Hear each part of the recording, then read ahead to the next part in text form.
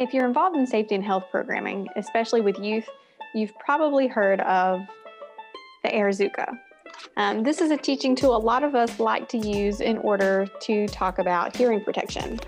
So what you do is you pull back on this, it's almost like a slingshot, but you pull back on the device and you aim at whatever the object is you're trying to knock it over, and it releases a big burst of air.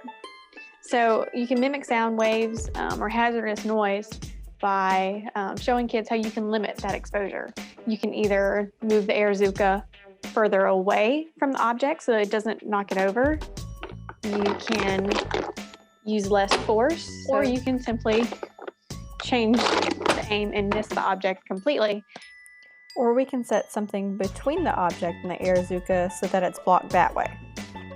We're going to take this teaching tool a bit further, and we're going to build mini AirZookas that kids can do on their own. All right, so in order to create the mini AirZooka, we're going to need a couple of items. First and foremost, we're going to need a cup. I chose to use a paper cup because it's a little sturdier around the bottom of it than a solo cup or a plastic cup. You'll need some duct tape or some other sort of tape to reinforce our plastic. You'll need a hole punch, some scissors. You can use safety scissors if you would prefer to do that, or if you're working with kids. You'll need a ring clip, a rubber band, and some type of plastic bag. You'll also need a thumbtack. In order to get started, I am going to cut my plastic into a single square foot. Then I'm going to cut 2 equal sized pieces of tape and put on either side of the plastic sheet in order to reinforce it when we make holes for the clip. Now I'm going to use a thumbtack and make 2 holes. Then I'm going to take the ring clip and thread that through the hole and then just close it off. And now I'm going to start preparing my cup. In order to do that, I'm going to first pierce it. Okay, now I'm just going to cut out around the cup. So I've got a hole in my cup now. Putting the other pieces on is I need to make a hole punch.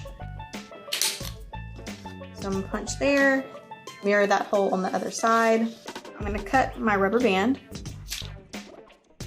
Then I'm going to thread the rubber band through the clip using the side with the smallest opening. Then I'm going to take all of that and push it through the cup, and I'm pushing it toward the end where I punched the holes.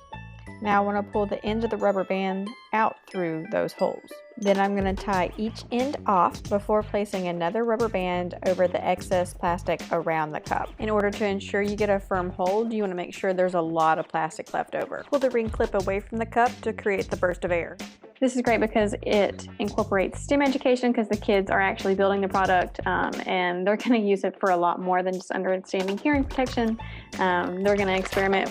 What they can use their new AirZooka for is going to encourage the investigative process as well. So this is a really great teaching tool. It's inexpensive to make. Kids really enjoy it. So that's it. That's the mini AirZooka.